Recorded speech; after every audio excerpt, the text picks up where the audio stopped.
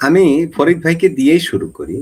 ফরিদ ভাই দীনেশ ত্রিবেদী বেনাপোল সীমান্ত দিয়ে বাংলাদেশে প্রবেশের পর গণমাধ্যমকে বলেন, ভারত ও বাংলাদেশের ১৬০ কোটি মানুষকে আলাদাভাবে দেখছেন না তিনি। তিনি দুই দেশের পারস্পরিক কল্যাণ, অর্থনৈতিক অগ্রগতি এবং সম্মিলিত শক্তিকে কাজে লাগিয়ে এগিয়ে যাওয়ার উপর জোর দেন। প্রশ্ন হলো, তাঁর এ চিন্তাকে আপনি কিভাবে দেখেন ফরিদ ভাই? ধন্যবাদ আপনাকে, এবং সেই সাথে আমাদের সবার প্রিয় রাশেদ হায়দার ভাই। এবং দুষ্ট লোকেরা বলে তিনি নাকি পিনাকির প্রতিবেশী, আজকে আমাকে বলেছে, আমিও বলেছি। যাই হোক, মানে ফ্রান্সে থাকার সুবাদে এটা বলেছেন। আপনি সহ এবং আপনার দর্শকদের সালাম, নমস্কার এবং শুভেচ্ছা। আপনি যে কথাটা বলেছেন যে আমাদের যে বিএনপি সরকারের যে প্রতিনিধি যে কথাটা বলেছেন দীনেশ ত্রিবেদী আসার তার বক্তব্যের কারণে, তিনি আসলে এটা স্বাভাবিকভাবে বলেছেন, তার সাধারণ বক্তব্য। এই বক্তব্যটাকে যে জামাত বিএনপির হৃদয়ে আতে ঘা লাগবে ওটা আমরা জানতাম। আর দীনেশ ত্রিবেদীকে যদি মনে করে তিনি ভুলে বলেছেন তাহলে ভুল হবে। তিনি শুধু রাজনীতিবিদ নন, তিনি একজন কূটনীতিবিদ, তিনি একজন মন্ত্রীও ছিলেন, এমপি ছিলেন।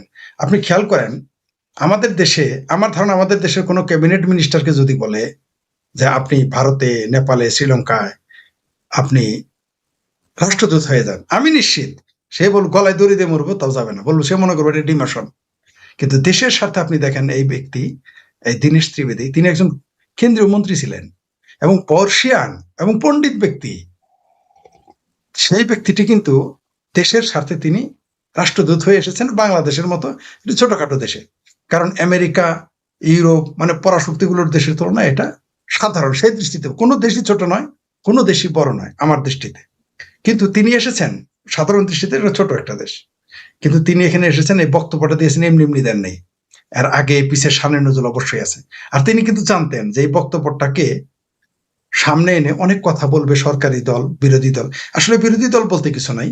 আমার সাথে রাশেদ হায়দার ভাই একমত হবেন কিনা, এইডর সাহেব একমত হবেন কিনা, দর্শক একমত হবেন কিনা জানি না, আমি বরাবরই বলে আসতেছি সারা পৃথিবীতে সরকারি দল থাকে, বিরোধী দল থাকে, স্বতন্ত্র দল থাকে। এই পৃথিবীতে প্রথমে একটি সরকারের দল আমরা পেলাম যাদের সরকারি বিরোধী দল থাকে, সরকারি স্বতন্ত্র দল থাকে। কিভাবে? আজকে ভেপি নুরা বলেছে, এই ভেপি নুরা যে ছাত্রলীগের উষ্টার দাম দেখছেন, ছাত্রলীগের থাবড়ার কি দাম, ছাত্রলীগের লাথির কি দাম। ছাত্রলীগ কারো থাবড়া দিলে, লাথি দিলে সে মন্ত্রী হয়ে যায়। হায় হায় রে, কি ভুলটা করছি। নুরুরে কেন যে রক্ষা করতে গেছিলাম, ছাত্রলীগের যদি বলতাম আমার 2টা লাথি উষ্টার দাও তোমরা, আজকে আমি মন্ত্রী হইতে পারতাম। ছাত্রলীগের উষ্টার কত দাম বুঝতে পারছেন, সে এখন মন্ত্রী। সে বলেছে কি জানেন, যে আমাদের শত্রু, কমন শত্রু আওয়ামী লীগ, বাংলাদেশ আওয়ামী লীগ। তার মানে কি, এটা তো একটা সরকারি দল, বলতে পারে না। আর বিরোধী দল এটা সায় দিতে পারে, আওয়ামী লীগকে কমন শত্রু মনে করেছে। তো এখন দীনেশ ত্রিবেদী সাহেব উচ্চতায়ও যেমন, চেহারায়ও তেমন, যোগ্যতায়ও তেমন, পাণ্ডিত্যেও তেমন। তিনি কিন্তু মানে তিনি তিনি কিন্তু মৌসাকে ঢিল মেরে দিয়েছেন। তিনি এসেছেন কোথা দিয়ে? By road. এই রেকর্ড নাই।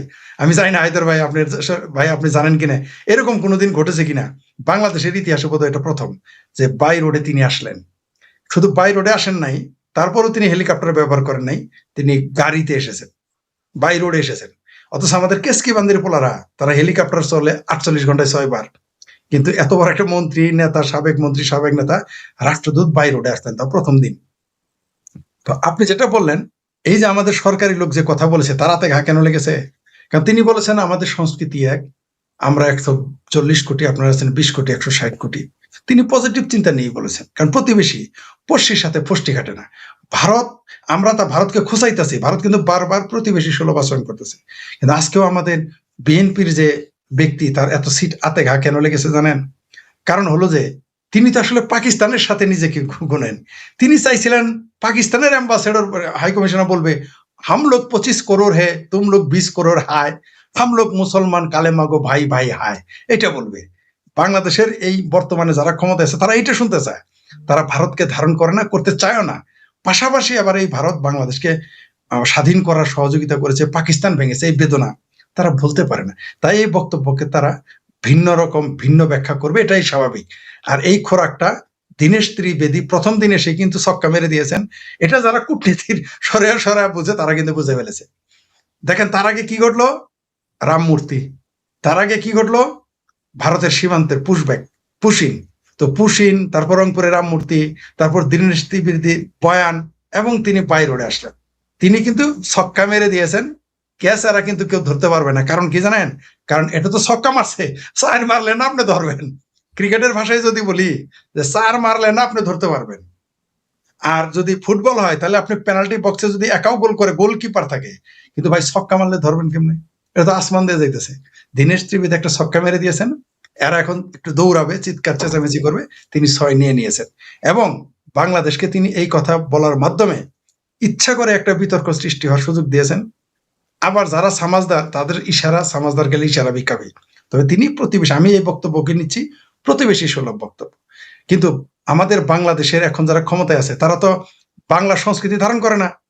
এই যে কলকাতার 2 নাম্বার বুদ্ধিজীবীরা বুঝিয়ে দিয়েছে, এই যে চিঙ্কু মাম কয়টা ভারতে যখন যখন জুলাই সন্ত্রাস হলো, তখন এই ভারতের কলকাতার চিঙ্কু মামেরা মিছিল করেছে শেখ হাসিনার বিরুদ্ধে বাংলাদেশ হাই কমিশনের সামনে, মনে আছে? মিস্টার কলকাতার চিঙ্কু মাম, শুনে রাখো, কান খুলকার শুনলো। আর বাংলা যদি বলে কান খুলে শুনে নেন। এই বাংলাদেশের মুসলমান নিজেদের বাঙালি মনে করে না। এই বিএনপি মুসলমান যারা নিজেদের বিএনপি মুসলমান বলবে, কিন্তু বাঙালি মুসলমান বলবে না। তারা নিজেদের বাঙালি মনে করে না। তারা বাঙালি ভাষার সাথে নিজেদের মিল খুঁজে পায় না। তারা মিল খুঁজে পায় পাকিস্তানের সাথে, 30 লক্ষ হত্যা করলেও, অগণিত নারী ধর্ষণ করলো। তারা মিল খুঁজে পায় 7 সমুদ্র 13 নদীর পারে তুরস্কের সাথে। তারা মিল খুঁজে পায় আফগানিস্তানের সাথে নিজেদের। তারা মিল খুঁজে পায় সৌদি আরবের সাথে। যদিও কালকে দেখলাম সৌদি আরবে এক পাকিস্তানিকেই কাপড় চোপড় খোলাইছে, বলে বেটা খোল, তুই বেটা আরব না, ওই পোশাক কেন পরছস? কানটা ধরে তার কাপড় চোপড় খোলা, তুই আরবি না, আরবি পোশাক কেন পরলি? আরবিরা পাকিস্তানিদের পোশাক খুলে রাখছে। আবার পাকিস্তানের আমগর পোশাক খোলো, লাল টুপি আর একটা আছে পাকিস্তানে, সে কি বলেছে জানেন? এই যে 1 সপ্তাহ হয়নি, সে বলেছে 1 সপ্তাহ না 4 দিন হয় নাই, ওই লাল টুপি আলা বলে পাকিস্তানে বুঝবে সে কে, টিভিতে আসে। সে বলেছে কি জাহিদ নাকি জাহেদ এরকম নাম। সে বলেছে বাংলাদেশি রইলো, বাঙালি রইলো মাছ খায়, গান্দা, ভাত খায়, এগুলো বলছে। এই তো 4 দিনে নাই। আর সেই বাংলাদেশের ওদেরকে এত ভালোবাসে, কিন্তু পশ্চিম বাংলার বাঙালিদের তারা ধারণ করে না, পশ্চিম বাংলার সংস্কৃতিকে ধারণ করে না। এরা ধারণ করে সেই পশ্চিম পাকিস্তানকে, যারা আমাদের বলে আমরা এলাম গান্দা, আমাদের শরীরে মাছের গন্ধ, তাদেরকে এই দেশের মানুষ ভালোবাসে। এই দেশের মানে এই বিএনপি, জামাত, হেফাজত, এরা বাংলা ভাষায় ভাষী কলকাতাকে ধারণ করে না, তারা ধারণ করে লাহোরকে, তারা ধারণ করে করাচিকে, ঠিক আছে, বেলুচিস্তানকে আবার ধারণ করে না। কারণ বেলুচিস্তানকে যদি ধারণ করে তাইলে আবার ডালমেকুস কালা হয়ে যাবে। সেই জন্য আপনি দেখেন, মানে আওয়ামী লীগ শব্দটাই তাদের বাংলাদেশের পাকিস্তানিদের জন্য সমস্যা, পাকিস্তানের পাকিস্তানিদের জন্য সমস্যা। এখানে দেখেন আওয়ামী লীগ নিষিদ্ধ করে রাখছে, এই তো 3-4 দিন হইলো, ওই যে তাদের তথাকথিত আজাদ কাশ্মীরে, সেখানেও আওয়ামী লীগ নিষিদ্ধ। তো দীনেশ ত্রিবেদীর কথা যেটা বলেন, তিনি কিন্তু ছক্কা মেরে দিয়েছেন, অথবা তিনি রঙের টেক্কাটা প্রথমেই ছেড়ে দিয়েছেন। রঙের টেক্কা মানে বুঝান তো, আপনি যাই ছাড়েন ওকে লিডটা আপনাকে দিয়ে দিতে হবে। এই গেমটা খেলে দিয়েছে বলে আমি মনে করি। জি, ধন্যবাদ। জি, ফরিদ ভাই, ধন্যবাদ। আমি রাশেদ হায়দার ভাইয়ের কাছেও আসি, এই বিষয়টা নিয়েই আলোচনা করতে চাই। যেহেতু বিষয়টা খুবই চাঞ্চল্যকর এবং ব্যাপক আলোচিত ও চর্চিত হচ্ছে। 2 দেশের পারস্পরিক কল্যাণ, অর্থনৈতিক অগ্রগতি এবং সম্মিলিত শক্তিকে কাজে লাগিয়ে এগিয়ে যাওয়ার উপর জোর দেন তিনি, এবং তিনি 160 কোটি মানুষকে একসাথে দেখতে চান, আলাদাভাবে দেখতে চান না। এই যে তার মন্তব্য, এই যে পারস্পরিক কল্যাণ, এই যে পারস্পরিক অর্থনৈতিক অগ্রগতি, এর জন্য তো বন্ধুত্বপূর্ণ সম্পর্কের প্রয়োজন। তিনি কি পারবেন এই সম্পর্ককে এগিয়ে নিতে? রাশেদ হায়দার, কি মনে হয়? ধন্যবাদ মাসুদ ভাই, ফরিদ ভাই এবং যারা আমাদেরকে দেখছেন। আপনি যদি বলতেন যে ভাই আমি ডাক্তার ইউনূস কাকার পাশে থাকি, তাহলে এটা কথা ছিল, কারণ 300 গজের দূরত্ব আমাদের মধ্যে, এইটা আমি স্বীকার করতাম, কিন্তু ওই 3 ইঞ্চির সাথে না। আরেক তথ্য ফাঁস হয়ে গেল, আপনি আমাদের আদম ব্যাপারী ইউনূসের প্রতিবেশী, যাই গেলে জানতাম না। এইবার কিন্তু ভাই তাহলে শুনেন, ঝড়ে মেরে দিছে দীনেশ ত্রিবেদীর মতো, ঝড়ে মেরে দিছে কিন্তু, দেখেন তথ্য বেরিয়ে গেছে। জি, ধন্যবাদ। তো এখন এই যে আমার ফরিদ ভাই যেগুলা বললো, কথা কিন্তু 100% কারেক্ট। আপনি একটা কথা ফালাইতে তর্কের খাতিলে তো অনেক কিছু অস্বীকার করতে পারবেন, কারণ ওনার মতামত, আমার মতামত, বা মাসুদ সাহেব আপনার মতামত সকলের কাছে ভালো লাগবে না, আবার সকলের কাছে খারাপও লাগবে না। এখন যাদের কাছে ভালো লাগবে, যাদের কাছে খারাপ লাগবে, যার যার মতামত।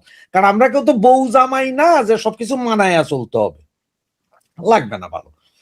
এখন ওই যে বললেন উনি যে ক্যাবিনেট মিনিস্টার, তবে দাদা দুইটা কথা ছেড়ে দিয়ে গেছেন এখানে। বাংলাদেশে যেমন আমরা যে মন্ত্রী বললে স্বরাষ্ট্রমন্ত্রী বুঝি খুব পাওয়ারফুল, কারণ আমাদের তো বেতায় পাশার সাল্লাল করে, স্বরাষ্ট্র মন্ত্রী খুব পাওয়ারফুল। কিন্তু ওয়ার্ল্ড ওয়াইড যদি একটু গুগল করেন সেইখানে হচ্ছে যে রেলমন্ত্রী সবচেয়ে সেরা। আর যিনি এসেছেন উনি রেলমন্ত্রী ছিলেন। এক সময় মমতা ব্যানার্জিকেও ইন্ডিয়ার দেশের জন্য প্রয়োজন ছিল, ওনাকেও রেল মন্ত্রণালয়ের দায়িত্ব দিয়েছিলেন। রেল মন্ত্রণালয় সারা ইন্ডিয়াতে কত হাজার রেল আছে, আমাদের দেশে তার 10 ভাগের 1 ভাগও নেই। পৃথিবীর সবচেয়ে বড় রেল মন্ত্রণালয়, বড় রেল মন্ত্রণালয়। তো এই জায়গায় যেই লোকটা কাজ করছে তার মানে তার কতটুকু অভিজ্ঞতা, কত ভালো এটা বুঝতে পারেন। তো ওনারে পাঠালেন আমার দেশের অ্যাম্বাসেডার করে, যে দাদা যে কইল না যে অ্যাম্বাসেডার করে আমাদের ক্যাবিনেট মিনিস্টারের বললে, হে বলে যে হ্যাঁ তুমি আমার অ্যাম্বাসেডার করবে, এটা তো ডিমোশন হয়ে গেল।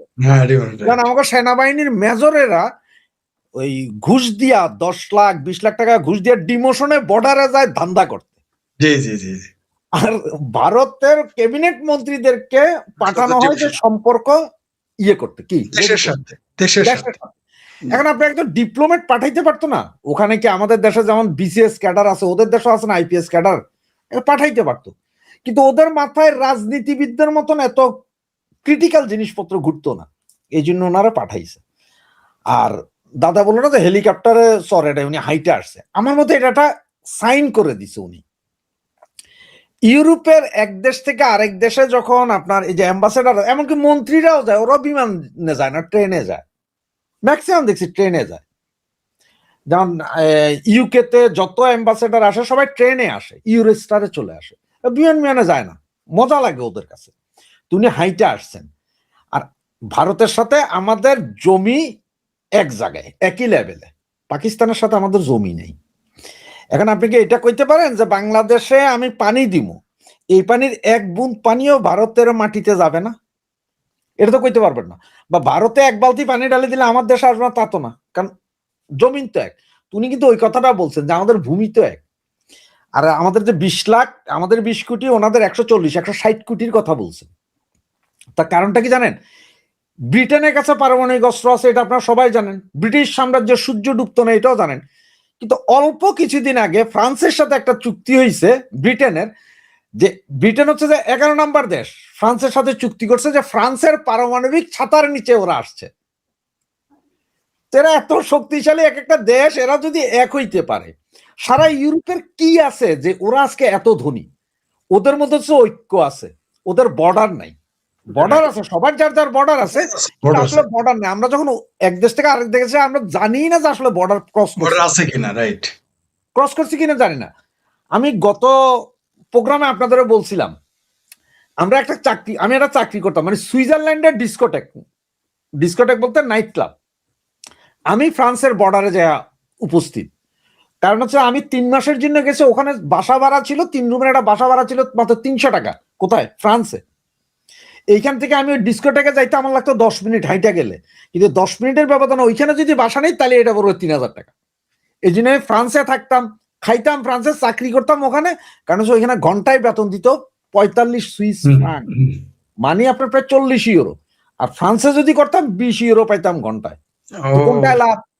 ওইখানে লাভ।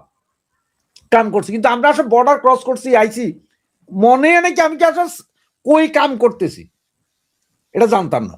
তুমি ওই কথাটা বলছে যে আসলে ভারত, বাংলাদেশ, নেপাল, ভুটান, আমাদের যাদের ল্যান্ড বর্ডার আছে, তারা যদি এক হয়ে যায়, এই শক্তি তো বিশাল শক্তি হবে, নিঃসন্দেহে বিশাল শক্তি।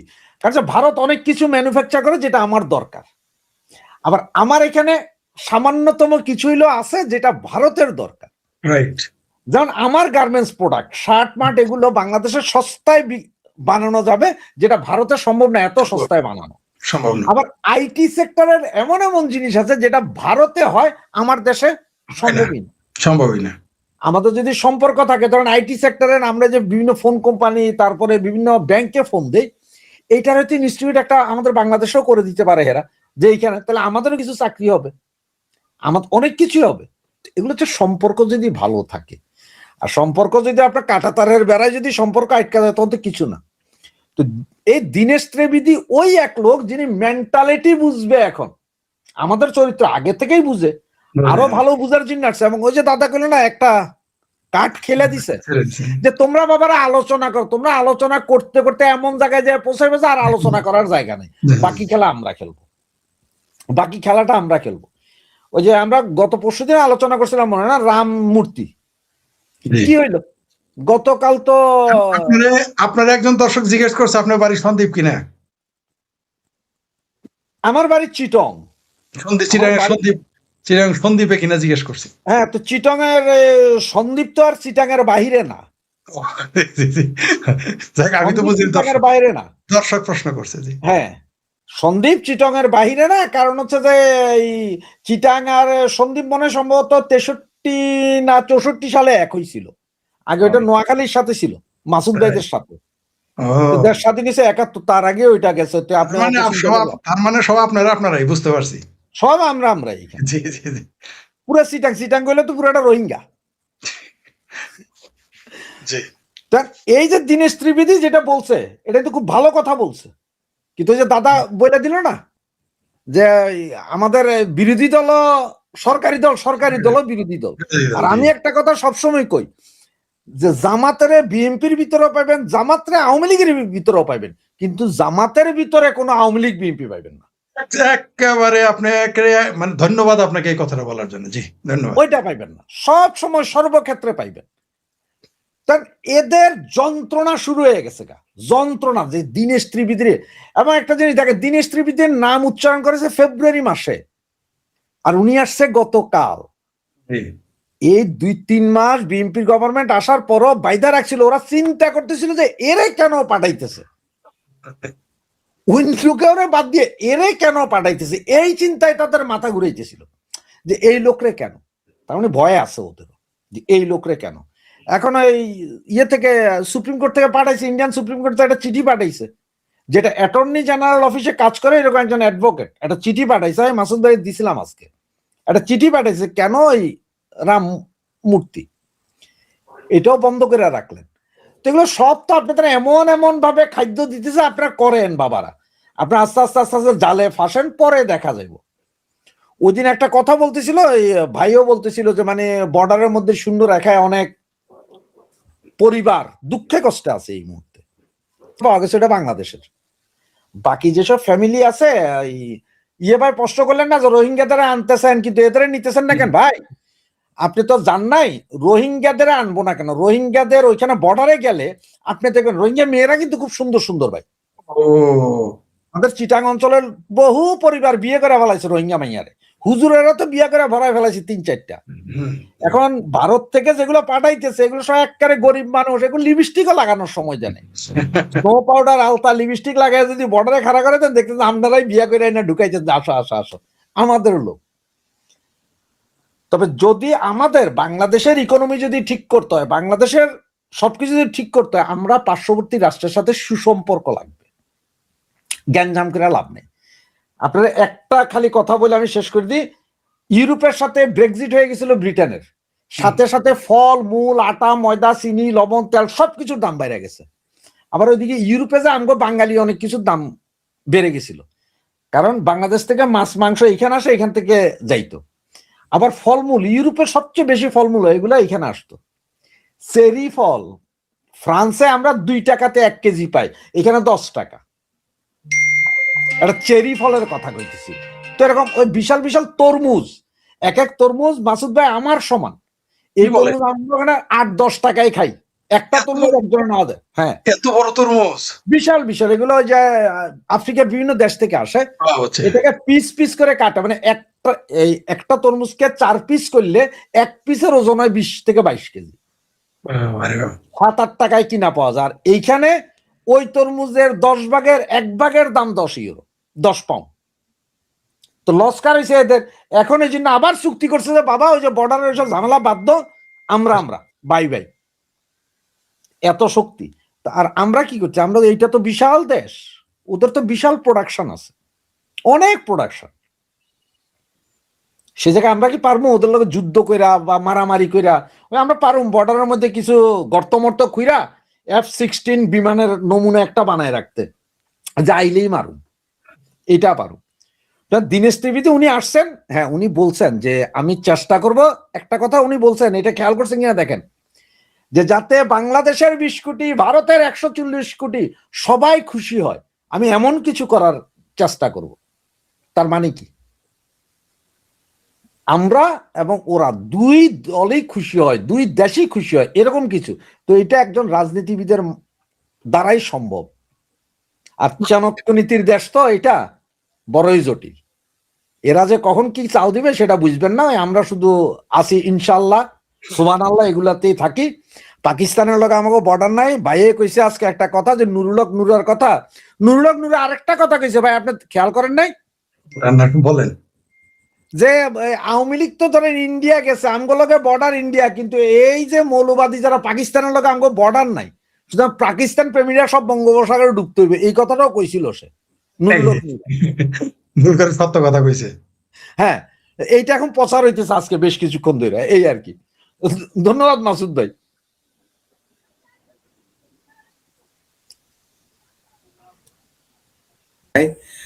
ফরিদ ভাইয়ের কাছে আসি, যে ফরিদ ভাই দীনেশ ত্রিবেদীর যে বক্তব্য দিয়েছেন, ওই যে 60 কোটি মানুষ, 160 কোটি, ভারতের 140, বাংলাদেশের 20, 160 কোটি মানুষকে তিনি এক ছাতার নিচে ভাবতে চান, আলাদা করতে চান না। তার এই কথা থেকে কেউ কেউ কোট করেছেন, কেউ কেউ তার বক্তব্যে অখণ্ড ভারত গড়ার গন্ধ আছে বলে মনে করেছেন। এমন বাংলাদেশের বেশ কিছু মিডিয়ার হেডলাইন পর্যন্ত হতে আমি দেখেছি। ফরিদ ভাইয়ের কাছে জিজ্ঞাসা, আপনার কি এই বিষয়ে আপনার কি মন্তব্য? কেন তার বক্তব্যকে এভাবে বিকৃতভাবে কোট করা হলো? ফরিদ ভাই। প্রথমত যারা এটা বলে তারা হলো ভণ্ড। কিভাবে? তারা একদিকে বলতেছে 3 দিনের কলকাতা নিবে, 7 দিনের 7 সিস্টার, আর 2 দিনে নিবে দিল্লি দখল করবে, এগুলো বলে। তারাই যদি আবার বলে যে অখণ্ড আমাদের বাংলাদেশ দখলের, মিথ্যা কথা হইলো না? তাহলে কোনটা সত্যি এটা আমাকে আগে বলেন। অর্থাৎ আপনি বলতেছেন যে রাশেদ ভাই তো আমাকে 5 মিনিটের মধ্যে দখল করে ফেলবে, আবার আরেকদিন বললেন রাশেদ ভাইয়ের কোনো ক্ষমতা আছে আমার কিছু করার। তাহলে কোনটা সত্যি? মানে এরা উপরেরটাও খাবে, তলারটাও, এইভাবে তো হবে না, এই ভণ্ডামি তো করলে চলবে না। আমাদের বাংলাদেশের হাঁপানি রুগীকে দেখলাম বলতেছে ভারত দখল করবে 2 দিনে। আমাদের দেশে রিটায়ার্ড মেজর, মাজা ভাঙ্গা মেজররা বলতেছে কলকাতা দখল করবে 4 দিনে। আমাদের লিল্লাখর মৌলবীরা বলতেছে যে ভারতকে তারা 54তম প্রদেশ এবং 55তম প্রদেশ, আর আমেরিকাকে 56 প্রদেশ ঘোষণা করবে। এত বড় শক্তিশালী একটা দেশ বাংলাদেশ, সেই বাংলাদেশকে কিভাবে ভারত দখল করে আমি তো বুঝে উঠতে পারি না। তারা একই সাথে বলতেছে যে ভারত হচ্ছে গরুর মুত খাওয়ার দেশ, ভারত হচ্ছে রাস্তায় হাগামুতার দেশ, সেইখানে আবার 1-1.5 কোটি বাংলাদেশে অনুপ্রবেশকারী গিয়ে বসে থাকে। তো এদের আসলে কোনটা যে সত্য কোনটা মিথ্যা তারা আগে সিদ্ধান্ত নেই। একদিকে তারা বলতেছে যে ভারত আমাদের কিছুই করতে পারবে না, আমরা মুসলমানের জজবা আছে, পাকিস্তান ভাই আছে, তুরস্ক আছে, আর অন্যান্য দেশ আছে। আবার বলতেছে অখণ্ড ভারত বলে নিয়ে নিবে। এটা কি একসাথে মিললো? মানে তাদের আগে সিদ্ধান্ত একটা বলতে বলেন, তাইলে না আমরা মন্তব্য করতে পারি। এটা হলো তাদের বক্তব্যের আমার প্রতিক্রিয়া। এবার আমার ধারণা কি, আপনি যদি ভারতকে আগামীকাল সংসদে সংবিধানে পাস করে বলেন যে 30তম প্রদেশ ঘোষণা করলাম বাংলাদেশকে, আমি লিখিত দিতে পারি, ভারতে মিছিল করবে বাংলাদেশ চাই না, আমাদের প্রদেশ চাই না, সরকার এটা নিতেই পারবে না। মানে কার জন্য? বাংলাদেশের জন্য না, কার জন্য? ভারতের জনগণ বলবে এইরকম সাপ বিচ্ছু আমাদের দেশে দরকার নেই, এইরকম বর্বর অসভ্য মূর্খ গান্ডু আমাদের দরকার নাই। কেন? প্রমাণ দেখায়। এই 18 কোটির মধ্যে 15 কোটি বলে স্কুলে সঙ্গীত শিক্ষক চলবে না, এই 18 কোটির মধ্যে 15 কোটি বলে স্কুলে আঁকাইতে দিবে না, স্কুল তো দূরের কথা, বিশ্ববিদ্যালয়ে সাবজেক্ট পড়ানো যাবে না ঘোষণা দেয়। তো এই সমস্ত গান্ডুদের নিয়ে ভারত রোহিঙ্গা হবে নাকি? এদের যদি ভারত নেয়, পুরো ভারত রোহিঙ্গা হয়ে যাবে, রোহিঙ্গাদের দেশ হয়ে যাবে, সারা পৃথিবীতে অসভ্য ইতর বর্বর হিসেবে ভারত পরিচিতি পাবে। এখন তো জয়শঙ্কর সাহেব, তারপর আপনার অজিত দোভাল সাহেব সারা পৃথিবীর বড় বড় রাষ্ট্রের পরাশক্তির তাদের সাথে বসে গল্প করে, তাদের সাথে বসে বিবৃতি দেয়। যখন এই 18 কোটি নিবে এই বাংলাদেশের, এই বাংলাদেশকে তো তখন সুদান মনে করবে আমেরিকা। এতে তো জায়গায় দিবেন। আপনি দেখেন তো, এই যে ভারতের যে এত গালি দেয়, পাকিস্তানের কোন নেতাকে আপনি একমাত্র হোয়াইট হাউস তারে মাঝে মধ্যে ডাকে কামলা খাটানোর জন্য, এক কাপ চা খাওয়ায়, কর্তাই কইছে সুধীর ভাই আনন্দের সীমা নাই। পাকিস্তানকে তো এরকম বোধাই বানায়, ওটা তো আমরা বুঝি। আমাদের অঞ্চলে গ্রামে, আপনারাও জানেন আমরা সবাই গ্রামের মানুষ, তারপরে না শহরে এসেছি। গ্রামে কিন্তু যখন কোনো কামলাকে দিয়ে বেশি কাজ করাইতে চায়, তখন কিন্তু যায় তারে খুব পিঠে একটা থাপ্পড় দেয় বা একটা গালি দেয়। এই জন্য কিন্তু আমাদের গ্রামে কথায় আছে যে কর্তাই কইছে সুধীর ভাই আনন্দের সীমা নাই। সেই হিসেবে পাকিস্তানিরা খাটায়। ওই এক কাপ চা হোয়াইট হাউসে খাওয়াইছে ফেল মার্শাল আসিফ মনিরের। তারপরে কি কি করাইতেছে আপনার চোখেই দেখতেছেন। কারণ তারা জানতো যে ইরানে হামলা করবে, তারা জানতো ইসরায়েলে ঝামেলা হবে, তারা জানতো আফগানিস্তানে ঝামেলা করতে হবে। তাই এইখানে ওই যে কামলা একটাকে নিয়ে এক কাপ চা খাওয়াই দিয়েছে হোয়াইট হাউসে। আর কর্তাই কইছে সুধীর ভাই আমাদের সীমানে বাল বাতাছে। তো সেই এখন যদি ভারত আমাদের এই 18 কোটি নেয়, বা আমরা সংবিধানে পাশ করলাম বাংলাদেশ যে আমরা ভারতের এততম প্রদেশ হইতে চাই, আমি লিখিত দিতে পারি দিল্লি, কলকাতা, চেন্নাই, এগুলো মিছিল শুরু হবে যে বাংলাদেশের হটাও, এ বাংলাদেশ আমাদের প্রদেশ বানানোর দরকার নেই। আপনি বলতেছেন দখল করবে, ভারতে তো পাগল হয়েছে নাকি এরকম বর্বরদের নিবে? ভারতে 3 লক্ষ মসজিদ আছে, তাতেই অস্থির হয়ে গেছে ভারত। আবার এই 10 লক্ষ মসজিদ আর মাদ্রাসা নিয়ে ভারত বিপদে পড়বে নাকি?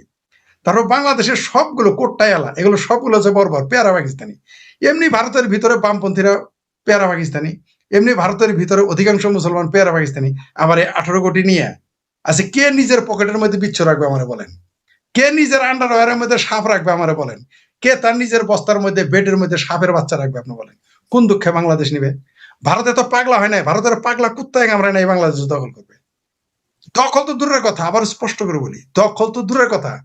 এই বাংলাদেশ যদি সংসদে বিল পাশ করে যে আমরা ভারতের সাথে ঐক্যবদ্ধ হবো, তারপরেও ভারত বাংলাদেশকে নিবে না। তাই এগুলো হচ্ছে প্রোপাগান্ডা। এগুলো ভারত যুদ্ধের ভয় দেখিয়ে আওয়ামী লীগকে হটাবে, ভারত যুদ্ধের ভয় দেখিয়ে ভোট চাইবে, বাংলাদেশের মানুষকে মূর্খ বানায় রাখবে।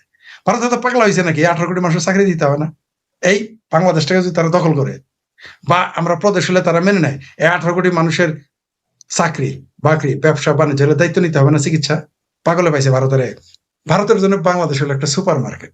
এই সুযোগটা কে রাখে? আরে ভাই, যদি পরকিয়া করা যায়, কোন দুঃখে হাঙ্গা করতে যায়? হাঙ্গা করলেই তো ভাই, বিয়ে করলেই তো ভাত দিতে হবে, কাপড় দিতে হবে, জমি দিতে হবে, ওয়ারিশ দিতে হবে, শ্বশুর বাড়ি বেড়াতে দিতে হবে। তো এত পাগল নাকি? যারা চালাক লোক তারা তো পরকিয়া করবে। 18 কোটি মানুষের একটা সুপার মার্কেট, ভারত এটা মাগনা পাইতেছে, চাইনা এটা মাগনা পাইছে। কোন দুঃখে এটার সাথে ঝামেলা করতে যাবে? যখন সুপার মার্কেটকে বলবে এটা আমার বাড়ি, তখন কারেন্ট বিল দিতে হবে, ট্যাক্স দিতে হবে, দায়িত্ব নিতে হবে। এতে ভারতের পাগলা কুত্তায় কামড়াইছে বাংলাদেশে নিতে যাবে? এত পাগল হয় নাই ভারত। এই বাংলাদেশকে পৃথিবীর কোনো দেশে নিবে না। মোগল আমলে কি বলতো বাংলাদেশকে? যে এটা কাইজার জায়গা। মোগলরা শাসকেরা বলে নাই? তারা নেয় নাই, জানে যে এটা কাইজার জায়গা। এটা বলতো আমরা আপনি মোগলদের ইতিহাস করেন, বাংলাদেশ এটা কাইজার জায়গা, ঝগড়ার জায়গা, এগুলো বলছে তারা। তো এই বাংলাদেশকে নিয়ে যারা বলছে ভারত দখল করবে, আমি আপনাকে লিখিত দিতে পারি, আপনি আমাকে নিঃসংকোচে লিখিত, আমি আমার সমস্ত সম্পদ বাজি রাখতে পারি যে ভারত যদি বাংলাদেশকে নেয়, দখল তো দূরের কথা, সংবিধানে বাস করলে যদি আমি আমার সম্পত্তি আপনাকে দিয়ে দিব, যতটুকুই আছে, আমার ব্যাংকের টাকা, আমার জমি, আমার ফ্ল্যাট যা আছে আপনার আমি দিয়ে দিব, এমনি দিয়ে দিব। যদি ভারতের নেয় আমি নিশ্চয়ই যাবো, বনবাসে চলে যাবো, আপনাকে দিয়ে দিব। কোনোদিনই নিবে না। কারণ এই সুপার মার্কেট, শোনেন ভারত কেন চুপ করে আছে জানেন? এই যে ভারতের এত গালি দিতেছেন, আপনি মনে রাখেন যে ভালো কামলা যদি হয়, মানে বাড়ির যে ভালো দক্ষ গৃহস্থ যাদের লাভ হয়, ওই কামলা যদি পোলাপানের নিজের গৃহস্থের পোলাপানের একটু গালি দেয়, আপনার সামরিক নীতি কেবল সিদ্ধান্ত নিতে পারে না, তাছাড়া সকল নীতি তো রাজ্য সরকাররা নেয়। সকল নীতি দেখেন না, কেন্দ্রীয় সরকার পানি দিয়ে দিয়েছিল, মমতা বেগম নাকি মমতা ব্যানার্জি, তিনি আমাদের দেন নাই, আমাদের মমতা খালা পানি নিতে দেন নাই, কারণ রাজ্য সরকারের ক্ষমতা থাকে। তো বাংলাদেশ যদি কোনো কারণে ভারত এটা নেয় বা আমরা দেই, আর এটা যদি সত্যি নেয়, ভারত তো বিপদে পড়বে। এই 18 কোটি মানুষ আপনি খাওয়াবেন কেমনে? যারা স্কুলের সিলেবাস বানাবেন, গান শিখাইতে, এরা তো ভাঙচুর শুরু করবে, এরা ভাঙচুর শুরু করবে। তো এগুলো নিয়ে কে আপদ বিপদ দিতে চায়? এগুলো হচ্ছে ভোগাস। এগুলো বলে ভারত বিরোধী জজবা পয়দা করে। আরেকটা কারণে বলে যে 71 সালে তাদের যে মনোবেদনা, পাকিস্তান ভাঙার বেদনা, তাদের উত্তরসূরিদের, তাদের পূর্বসূরিদের যে বেদনা, সেই বেদনার অংশীদার তো তারা, তাই একটু মাঝে মধ্যে চেঁচামেচি করে। কিন্তু দিন শেষে একটা জিনিস বলি আপনাকে, আমাদেরও পড়শির সাথে ফষ্টি খাটে না। আমরা ছোট প্রতিবেশী, কোনো সন্দেহ নাই, আমাদেরও ভারতকে লাগবে। কারণ আমরা ছোট প্রতিবেশী হলেও সীমান্ত, বাড়িতে আমার বাড়ির সাথে আপনার সীমানা, অর্থাৎ আমার বাড়ি আগুন লাগলে আপনার বাড়িও নিরাপদ। আর ভারতকে আমাদের এই জন্য লাগবে, ভারত হচ্ছে পৃথিবীর 3 নম্বর। আমাদের জামালপুরে জেলায় একটু কথা আছে, গাই বাছুরে রাজি থাকলে হাঁটু বানাতে দুধ দেয়। ওইখানে সীমান্ত কোনো কাজ করে না, ওই নদীর পানি আর গাছ দেখে না। গাই, ওই যে আবার বলি যে গাই বাছুর রাজি থাকলে হাঁটু পানিতে দুধ দেওয়া যায়। ভারতের সাথে আমাদের সুসম্পর্ক থাকলে 140 কোটি মানুষ যদি বাংলাদেশ থেকে 1 টাকা করে প্রতিদিন কিনে মাল, সেটা 140 কোটি। যদি 100 টাকা কিনে কত হয়, 1000 কিনলে কত হয়? আপনি হিসাব করেছেন যে 140 কোটি মার্কেট, আপনি এত বড় মার্কেট কোথায় পাবেন? তারপরে সবাই মধ্যবিত্ত, আপনি একটা নির্ঘাত একটা মানে নিশ্চিত একটা মার্কেট, স্টেবল একটা মার্কেট আপনি পাবেন।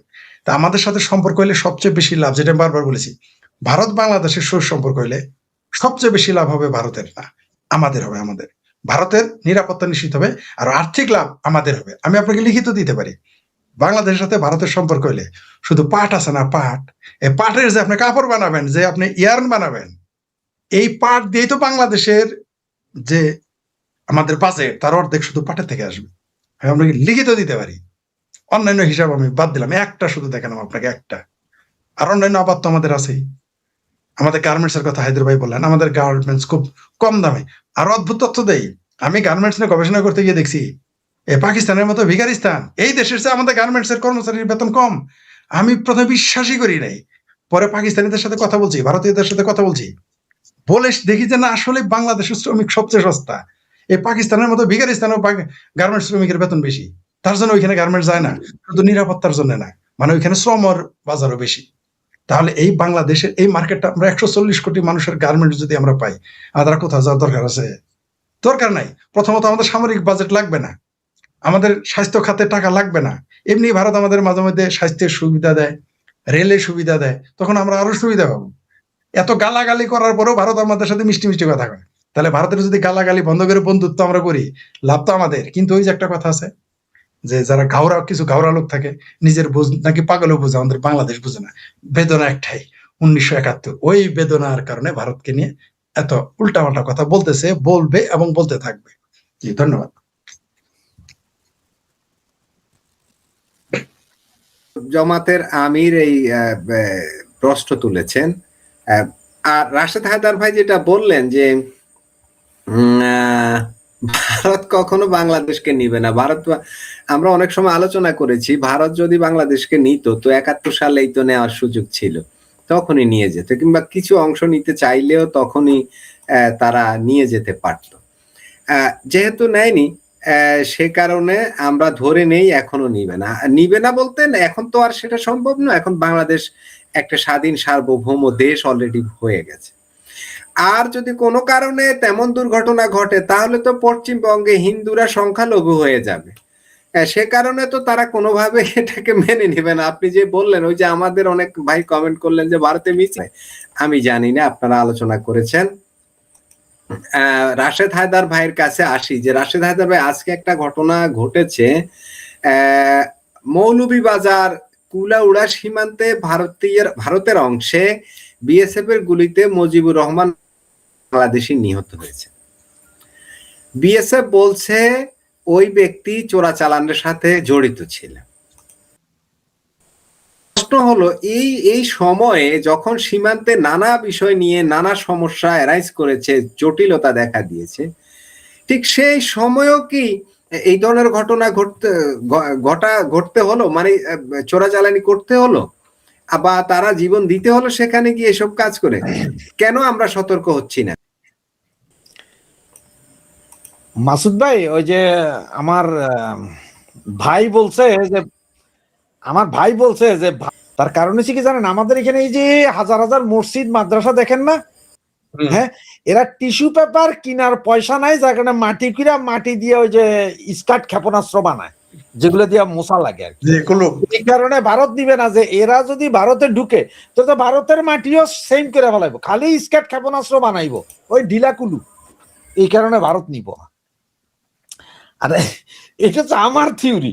আর আপনি বললেন যে সীমান্ত হত্যা আজকে, হ্যাঁ, সীমান্ত হত্যা আমিও পছন্দ করি না, মানি না। একটা মানুষ এইবার মাইরা ফেলা উচিত না বা গুলি করা উচিত না, কিন্তু কথা হচ্ছে সব জায়গায় সহ্যের সীমা আছে, সহ্যের সীমা আছে। আপনি এতদিন আপনারা মরে বাংলাদেশ সীমান্তে গুলি করছে, ওরা কি বাংলাদেশের ভেতরে মারছে? মারে নাই, ভারতের সীমান্তে মারছে। আপনি গেলেন কেন? কারণ ভারত 2-3 ভাবে আপনাদের ইয়ে দিতেছে। প্রথম, তারা কাঁটাতারের বেড়া তুলতেছে, এটা একটা সিগন্যাল দিচ্ছে আমরা কাঁটাতারের বেড়া করতেছি, তোমরা তোমাদের দেশকে ঠিক করো।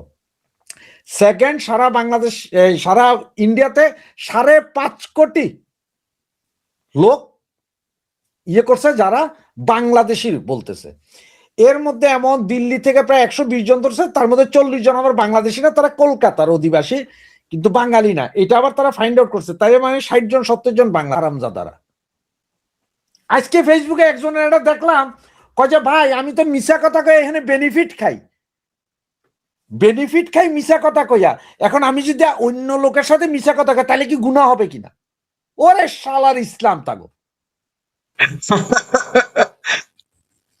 বুঝতে পারছেন? উনি ফেসবুকে পোস্ট দিছে এটা। তারপরে সীমান্তে যাবেন কেন? আপনি যদি চুরি ডাকাতি নাই করেন সীমান্তে যাবেন না। ভাই ফরিদ ভাই, আপনি গেছিলেন সীমান্তে কখনো? বহুবার গেছি, হ্যাঁ, বহুবার গেছি সীমান্তে, বৈধভাবেও গেছি অবৈধভাবেও গেছি, আসছি। জামালপুর তো বর্ডার জেলা, জামালপুর তো বর্ডার জেলা। ফরিদপুর আমি ছোট ভাই কাল তো 2 বার ওখানেই গেছি, কাটছে। আমি 2 বার গেছি, আমি বর্ডারে ভিসা নিয়ে পার হইছি, এরপরে 2 বার গেছি আসলে এমনি দেখতে, কিন্তু সীমান্ত থেকে বহু দূরে, প্রায় আপনার ধরেন আমার মনে হয় 100-150-200 গজ দূরে, মানে যেখান পর্যন্ত নিরাপদ সেই জায়গায় গেছি আমি দেখতে। কি তোমরা কাঁটাতারের বেড়া ফাঁক করে যাইবা কেন ভাই, যে জায়গাটা ব্লকই আছে, যত দরকার নাই। আপনি দেখি কত ভারতীয় গরু ছাড়া আপনার চলে না, আটা ছাড়া চলে না, চিনি ছাড়া চলে না, লবণ ছাড়া চলে না, লুঙ্গি ভারতীয় লুঙ্গি না হইলে চলে না, আবার রসগোল্লা খাইতে হিন্দু দোকানের রসগোল্লা ছাড়া চলে না, চলে না। বসের মিষ্টি খাইতে হইব আপনারে, হিন্দি ফিল্ম দেখতে হইব ভাই আপনারে। ভাই আমি আর লোকটা সামলাইতে পারতেছি না, 30 সেকেন্ড নেই। সেটা হিন্দুর দোকানে খাওয়া যাবে না, হিন্দু দোকানে চাল ডাল নেওয়া যাবে না, বুঝছাস? এটা যাবে না, হারাম। এই সন্ধ্যা বিকাল বেলা মধুঘোষের মিষ্টিটা একটু আনিস, মিষ্টিটা এটা মৌলবীদের ফতোয়া। হ্যাঁ, কিন্তু Fair and Lovely Lever Brothers বাংলাদেশে আছে, হুজুর দেখছি আমি, কিন্তু আমি একসময় ডিপার্টমেন্টাল স্টোর দোকান করতাম, হুজুর দাড়ি এই বড় বড় কালা কালা, কবে ইন্ডিয়ান ফেয়ার এন্ড লাভলিটা আছে কি? আছে কিনা? হ্যাঁ, কয় এটা একটু মালিশ করুন, বুঝতে পারছেন? এই হচ্ছে আমাদের চরিত্র ভাই। এখন আপনি যে সীমান্তে একজন না, ভারত এগুলো প্রত্যেকটা কাজ করবে আপনার প্রেসার করার জন্য। আর ভারত এগুলো কেন করতে জানেন? ওই যে 26 লাখ কোশ্চেন যে আমার দেশে আছে, ভারত চাইতে যে আপনারাও তো 26 জন পাঠান বাইন্দা। ভারতের টেকনিক হয়েছে এটা ওয়ার্ল্ড ওয়াইড। আর ভাই একটা কথা ভাই এক জায়গায় ছাইরা দিয়ে গেছে, একদম লেটেস্ট ইনফরমেশনটা দিই ভাই, পাইক্যাদের কথা কইছে না যে আমেরিকার ডোনাল্ড ট্রাম্প ডেকে নেয়, ও মাই গ্রেট ফিল্ড মার্শাল, মাই গ্রেট ব্রাদার কয় না, এই পাইক্যারা গত 1 সপ্তাহ আগে জাতিসংঘের মাধ্যমে বেলুচ আর কি আর একটা জানি সংগঠন আছে, এই 2টা সংগঠনকে সন্ত্রাসী সংগঠন ঘোষণা দেওয়ার জন্য চেষ্টা করছিল, চায়না সাপোর্ট করছে, আমেরিকা যায় ওখানে দিছে বাগরা, কারণ আমেরিকা স্থায়ী পরিষদের সদস্য চায় না। হয় যে বেলুচ আর ওই সংগঠন দুইটারে আমেরিকা অলরেডি সন্ত্রাসী সংগঠনের তালিকায় রাখছে, জাতিসংঘে গেছে আর হাতে দেয় না, আমেরিকা দেয় না। এই সে আমেরিকা, ওইটা ভাইয়া ওই কথাটা ছাইরা গেছিল যে পাইক্যাদের অবস্থা ওই রকম আর কি, যে ওই যে যাবে আমেরিকার নিজ কাজেই ব্যবহার করবে। আমেরিকা যেমন এখন আমগরে ব্যবহার করতে হয়, সোবা বানাইয়া ছাইরা দিব আমাগরে, চোপা বানাইয়া। তো ভারত যে মারতেছে ভাই, আমি আপনারা কেউ আমরা গাইল দেন যা দিবেন দেন, আমার কথা ক্লিয়ার, আমি ভারতের বর্ডারে চুরি করে জামু কেন? প্রয়োজনে জামু না, ঝাড়ফুক দিয়া ট্রিটমেন্ট করুন দেশে, ভারতের হাসপাতালে জামু কেন? চায়নাতে জামু, আমাদের তো বলে বহুত, পাকিস্তানে জামু, তারপরে আপনার সিঙ্গাপুর জামু, ইন্ডিয়াতে জামু না, এইটাতে আসেন। কোন মুভি দেখুন না, আমি গত দিনও কইছিলাম যে আল্লাহর হস্তে সবাই মিলার নামেন, নামে সব ডিশ এন্টিনার তার কাটিয়া দেন, সব ভারতীয় চ্যানেল চল, আমরা দেখুন না, তাহলে তো শেষ। কি ভাই, ওরা আগ্রাসন কে রাইফেল দিয়া করছে? ওরা আগ্রাসন তো করছে আপনার করে অ্যাডভার্টাইজ দেখাইয়া।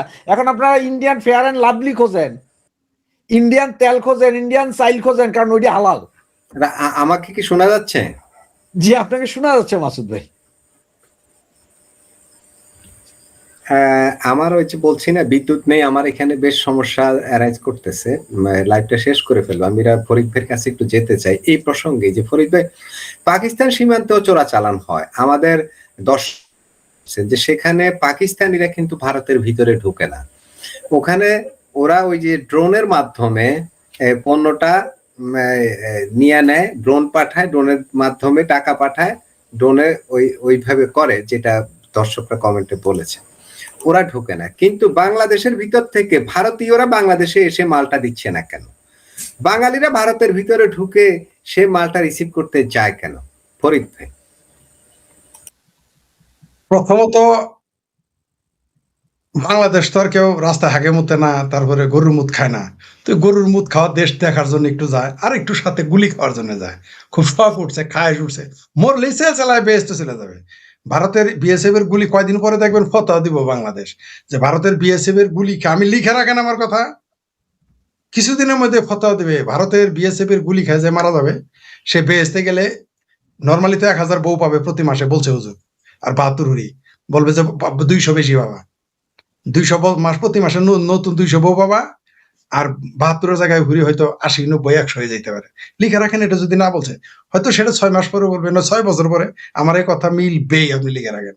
তো এরা ফাইজলামি করতে যায়, এদের নিজের জীবনের তো গুরুত্ব এদের কাছে নাই, কারণ এরা না শিক্ষিত, না এরা বর্বর, পালে পালে গিদরের মতো পয়দা হয়, এতে তো চিন্তা নাই। এই যে দেখেন না, সীমান্তে বিএসএফ এর সাথে গিয়ে পাহারা দেয়, এত কাম ওইটা। আচ্ছা, ভারতের কয়টা নাগরিক আসতে দেখছেন বিএসএফ এর সাথে আসতে? এখানে বিজেপির সাথে বাংলাদেশের বাঙ্গুরা পাহারা দেয়। আবার এই দেশের ওই যে সাদা শকুনটা আছে না, এরকম ভুরু সাদা, তারপর দাড়ি সাদা, উপরে নিচে সব সাদা, যদি বয়স হতো না। কিন্তু ওই যে বিএনপির নেতা বলে না, আপনি যত ভাব দেখান আপনি কিন্তু আমার সাথে 7-8 বছরের ছোট, এটা কিন্তু বলে আর আবার। তো এই সাদা শকুন কি বলছে শুনছেন তো, যে আমাদের পুশিন ঠেকাইতে আমাদের সীমান্তে কাঁধে কাঁধ মিলে পাড়া দিতে হবে। তুই যাস না কেন? তোর পোলা যায় না কেন? তোর বউ যায় না কেন? জামাতের নেতাদের বউরে পাঠায়, পোলারে পাঠায়। এই যে জজবা পয়দা করেছে মরার জন্য। এদের খায়েশ কি এদের না আছে নিজের কাণ্ড জ্ঞান?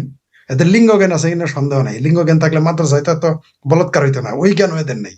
তো এরা বর্ডারে কেন যায়? কারণ হলে এরা নিজেকে ধরাকে সরা জ্ঞান করে, আর শতভাগ ঝুঁকি নেয়। ভারতের একটা লোকের আজ পর্যন্ত শুনলাম না যে গুলি খায় মারা গেছে, একটা দেখলাম না গুলি খায় মারা গেছে। সব মরে বাংলাদেশি, সেটা মুসলমান হোক আর হিন্দু দেয়, কিন্তু নিজেরা আসে না। আমি কসবা সীমান্তে দেখেছি, কোনো কারণে আমার কসবা যেতে হয়েছিল। একদিন দাঁড়ায় আছি, দেখো মা পাহাড়ের উপর থেকে ওই ভারতীয়রা, এটা আপনাকে বলতেছি আমি 95-96 সালের ঘটনা। তো ওই পাহাড়ের উপর থেকে বস্তা পাঠায় দেয়, গড়ায় গড়ায় বাংলাদেশ সীমান্ত করে। একটাও ভুলে ভারতীয় বাংলাদেশ সীমানা পার করে না, এখনো না। এই যে আমি বললাম তো যে আমি কয়েক বর্ডার দিয়ে বৈধভাবেও গেছি, বৈধভাবে তো গেছি, অবৈধভাবেও গেছি, অবৈধভাবে আসছি। আমরা দেখেছি একটা ভারতীয়কে আপনি কোনোভাবেই আসতে দেখবেন না। আপনি দেখেন ভারতের কয়জন লোক নেতা বলছে যে এই যে আমি বাংলাদেশিদের প্রতিবাদে বাংলাদেশি কাপড় পরলাম, আমার বউয়ের ব্রাটা পরলাম, শাশুড়ির পেডিকোটটা পরলাম, বা আমার নিজের এটা পরলাম। কিন্তু বাংলাদেশে বিএনপিরা বলেছে, বাংলাদেশের বিএনপির নেতা কিন্তু প্রকাশ্যে এসে ভারতীয় কাপড় পরেছে। কিন্তু এই ভারতে তেল আনার জন্য আবার হাত পেতেছিল এই বিএনপি সরকার, রিজভি সরকার, আমরা দেখেছি। তো আমরা যেটা বললেন যে আমরা সীমান্তে আমাদের কোনো দায় নাই, দয়া নিজের প্রতি আমরা দয়া করতে জানি না, আমরা হচ্ছে বর্বর, অশিক্ষিত, উদাসীন, মূর্খ। সেই জন্য আমরা সীমান্তে গিয়ে যাই আর মরি, এবং সেই সাথে দারিদ্র। আমরা বলি না যে ভারতের লোক না খায় থাকে, আসলে দরিদ্র আমরাই। আমি তো আপনার চ্যানেলেও বলেছি, অন্য চ্যানেলেও বলেছি, আমার চ্যানেলেও বলেছি, আমাদের 1 থেকে 1.5 কোটি মুসলমান অনুপ্রবেশকারী ভারতে। আপনি একটা দেখান ভারতের হিন্দু বাংলাদেশে কারো বাড়িতে বুয়াগিরির কাজ করে, একটা পাবেন না আপনি। আমরা কত বড় বেহায় আপনি দেখেন না?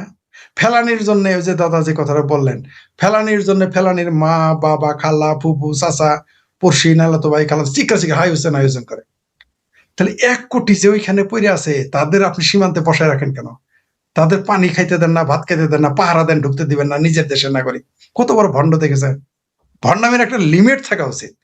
আরে এখন যদি তুই বলতি যে আমরা রোহিঙ্গারে জায়গা দিচ্ছি, শালা অন্য দেশের লোক, আর আমার দেশের লোক ওই দেশে থাকবে, আমি আমার দেশের লোক নিয়ে এসে করবো, এগুলো না বলবে, তা নাকি উল্টা বন্ধ করতে যায়। কত বড় ভণ্ড!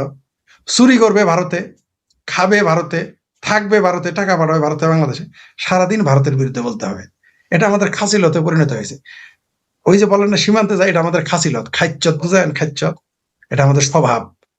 মানে আমরা উজাব, আমাদের কথা আছে না যে উজাবই আমরা। দেখেন না আপনি, বন্যার পানি আসলে কিন্তু তিতপুটি, মলা, ঢেলা, চেলা, চান্দা এগুলো বেশি উজায়। তা আমরা তো মলা ঢেলা, আমরা তো রুই কাতলা না, তাই উজানি বেশি শখ উঠছে আমাদের গুলি খেয়ে মরার। তাই আমরা সীমান্তে যাই আর মরবো, পালে পালে, দলে দলে আমরা মারা যাবো। প্রতিদিন এই যে আপনি যে উদাহরণ দিলেন যে এত বড় ঘটনা তারপরও সীমান্তে যায় মরবার জন্য, শুধু তাই না, এত যে ঘটনা ঘটতেছে এরপরও বাংলাদেশিরা ভারতে চলে যাইতেছে চাকরির জন্য। লজ্জা নাই আমাদের? না এই দেশের লজ্জা আছে, না দেশের মানুষের লজ্জা আছে, না মুসলমানের লজ্জা আছে, না আমাদের রাষ্ট্রের লজ্জা আছে, না সরকার যারা চালায় তাদের লজ্জা আছে? আমাদের ন্যূনতম লজ্জাবোধ আমাদের নেই। কিন্তু আমরা যখনই সুযোগ পাই একবার ফেলানি নিয়ে চিকরি করবো, আর একবার ভারত যুদ্ধের ভয় দেখাবো। এটা আমাদের খাসিল, খাচ্ছত এটা করবোই, করতে হবেই। আর ওইখানে যাব আমরা মরবো, আর জামাতিদের কথা বলার সুযোগ করে দিব। আচ্ছা, আপনার ওখানে যাওয়ার দরকারটা কি বর্ডারে আপনার? যে ভারতের প্রতি এত ঘৃণা, দিল্লি না ঢাকা, দিল্লি না ঢাকা। দেখেছেন তো যে দীনেশ ত্রিবেদী যখন আসছে সবার আগে কি প্রশ্ন করছে মনে আছে তো? স্যার আমরা ভিসা কবে পাবো? যে ভারতের নাম ঢাকা না দিল্লি, ঢাকা যাবো না। আজকেও দেখলাম মৌলবীরা বলেছে যে ভারতের কিছুই আমরা নিব না। বাদ দে না বে, ভারতের সাথে কূটনৈতিক সম্পর্ক নষ্ট করে, বিচ্ছিন্ন করে দাও, বলো আমরা ভারতের সাথে কূটনৈতিক সম্পর্ক রাখবো না। দেখি মৌলবীদের এতিমখানা কিভাবে চলে, এটা একটু দেখতাম। এই যে মৌলবী ভাইজান, মৌলবীদের যে পাঞ্জাবি সেটাও ভারতের সুতাই তৈরি। জি, শুধু তাই না, আমাদের গার্মেন্টসে যে কেমিক্যালটা আসে গার্মেন্টসে, সেইটাও নাকি ভারত থেকে আসে। শুধু তাই না, কাঁচামরিচটাও ভারতের আসে। শুধু তাই না, মুখী আছে না কচুর মুখীটাও ভারতের। শুধু তাই না, ইদানিং ফুল আসে যশোর থেকে, বলে যশোর আসলে ওটাও ভারত থেকে আসে। কি আসে না ভারত থেকে, কি আসে না? এখন এইটা বললেই তখন আমাদের বলবে আমরা ভারতের দালাল, নরেন্দ্র মোদী দালাল, আমরা হিন্দুর দালাল, মানে যাহা মনের মাধুরী মিশিয়ে বলতে পারে। যারা আমারে গালি দিতেছে, আমি বারবার বলেছি যে নিজের বোন বিয়ে দিছে, খালা বিয়ে দিছে, ফুফু বিয়ে দিছে, মেয়ে বিয়ে দিছে ভারতে, সে আমারে কয় আমি ভারতের দালাল। আলাপ শুনছেন? আলাপটা শুনেন। এই হলো অবস্থা। যে ভারত থেকে মাংনা চিকিৎসা করে আসে, সে এসে আমারে বলে আমি ভারতের দালাল। এই যে এত ভারত বিরোধী আপনি দেখেন, আপনি কি জানেন? আপনার চ্যানেলও বলেছি, সেটা 2 চ্যানেলে দেখাইছে। একটা হলো কলকাতাতে দেখাইছে, একটা হিন্দি চ্যানেলে, আপনি যার নাম জানো তার, সেখানে তারা এটা আমাদেরকে ডাব করে দেখাইছে। তারা এই বাংলাদেশের লক্ষ লক্ষ মানুষ বিনা চিকিৎসা, বিনা টাকায় চিকিৎসা করে আসে ভারত থেকে। সব বন্ধ হয়ে গেছে এখন। এই জন্য বলে যে ভিসা ভিসা বলে না, ভিসা কেন বলে? আজকে দেখেন আপনি বর্ডারে কত কোটি টাকার ব্যবসা হইতো বন্দরে, সেগুলো এখন বন্ধ। বাংলাদেশে অনেক শিল্প শুধুমাত্র ভারতে মালামাল দেওয়ার জন্যই। বাংলাদেশে প্লাস্টিক, আপনি জানেন এই যে যত সীমান্ত হাট বসে এবং সরাসরি বন্দর দিয়ে ভারতে চলে যায়, বাংলাদেশে প্লাস্টিকের ব্যাপক চাহিদা রয়েছে। বাংলাদেশের প্রায় 17 থেকে 18টা আইটেম ভারতে ব্যাপক চাহিদা রয়েছে। এগুলো আমাদের বন্ধ হয়ে গেছে। আপনি জানেন কতগুলো কুটির শিল্প বন্ধ হয়ে গেছে? আরে ভাই, চোরা কারবারি করে যে ভাত খাইতো সেটাও বন্ধ হয়ে গেছে। আর যে বলেন না কেন যায়, আর একটা কথা বলি, শেষ কথা, এটা উপরে থুতু দিলে নিজের গায়ে উপরে, কারণ আমি তো বাংলাদেশি। সেটা হলো বাংলাদেশের মানুষের, বাংলাদেশের সীমান্তবর্তী মানুষগুলো বাংলাদেশ সরকারের সাথে কোনো সম্পর্ক নাই। এরা খায় ভারতের, পরে ভারতের চোরা কারবারি করে তাদের ভাত, পেটের ভাত জোটে, তাই ওখানে জীবনের ঝুঁকি নিয়ে মরতে যায়। এটা আমাদের বাংলাদেশের সরকারের জন্য লজ্জা, রাষ্ট্রের জন্য লজ্জা, মুসলমান যারা দাবি করে তাদের জন্য লজ্জা। জি, ধন্যবাদ।